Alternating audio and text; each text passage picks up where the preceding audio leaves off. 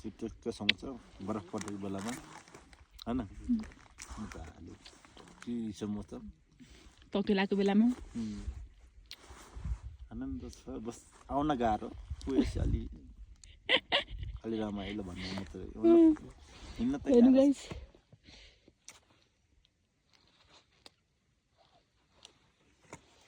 त्यो डाँडा कटेर यहाँ पुग्नेसम्म त मान्छेको हालत त प्राण पुसिन्छ मान्छे कसरी आएको थियो अवस्था कस्तो छ अब यहाँ पुग्यो वहाँ अझ 3 डाँडा कटेर वहाँ पुग्नु कसरी 1 घन्टा ट्याक्क छ यहाँ हामीलाई 3 घन्टा हाम्रो 3 घन्टा 3 घन्टा त छैन अब हाम्रो लागि मेरो लागि छ अरूले नभए मेरो लागि ट्याक्क छ छैन 3 घन्टा यहाँ दे नि अलि एनर्जी यसले खान्छ